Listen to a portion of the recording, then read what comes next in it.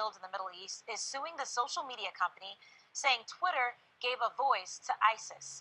Her husband was killed in a November attack in Jordan at a police training center. The widow says Twitter knowingly let ISIS use its network to spread its message, raise money, and recruit new members.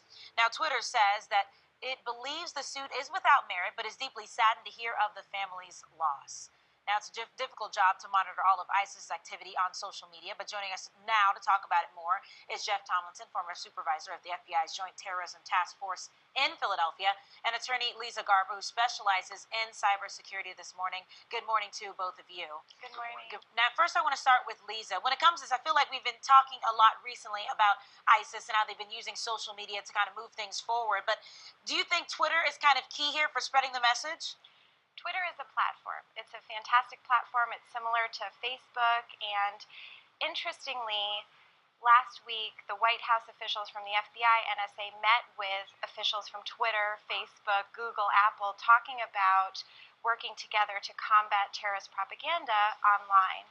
And while Twitter provides the means to spread propaganda, it can spread other ideas as well. So I think that responsibility is going to be a key issue here in this case. Well, it sounds like, according to this case, this is a quote, without Twitter, the explosive growth of ISIS over the last few years into the most feared terrorist group in the world would not have been possible. Now, Jeff, would you agree with that? I would agree with the idea that social media is a new way that terrorist groups, not to include ISIS, are recruiting and inspiring those to attack us in the West. Okay, so how do you combat that then? How do you stop it then? Because it seems like social media is just kind of out there and anyone can grab that. Right. So the issue, and I think Director Comey spoke to it well yesterday here in Philadelphia, is to go back to the source.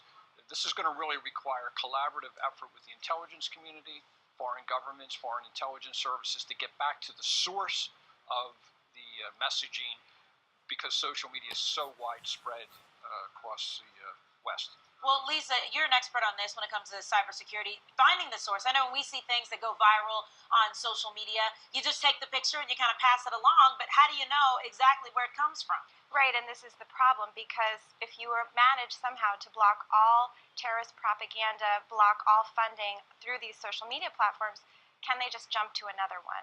And with Twitter, unfortunately, and the lawsuit alleges this, there are 70,000 ISIS-related accounts. There are almost 80 that are verified. These people post 90 Wait a minute. You're saying they're verified? So that means Twitter has given them permission and saying, hey, this is a legit account that's linked to ISIS?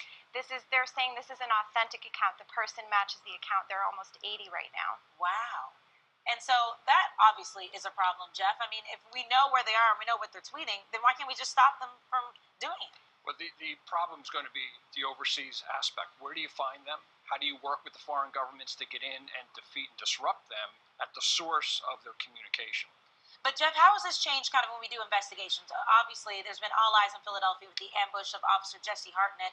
And we know that Edward Archer, who is the suspect in this case, he said, hey, I did this in the name of ISIS.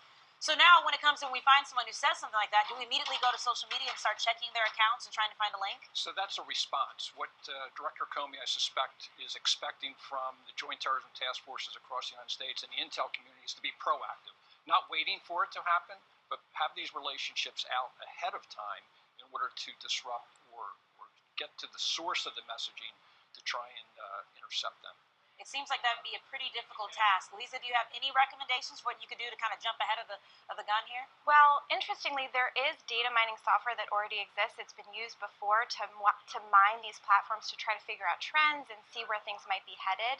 And that's been used, but in the city of Boston purchased that software to use it in the Boston Marathon after the attacks to try to monitor it. I think that this is going to be an ongoing problem. Hopefully the lawsuit draws attention to it, but by the same token, if somebody mails something, do you blame the post office or do you blame the person that mailed it?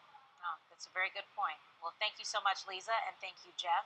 Now, we did want to note that we did reach out to Twitter for a statement on this lawsuit, but at this point, they have not responded to our requests. So thank you so much for your time today. Thank you. Thank you. 7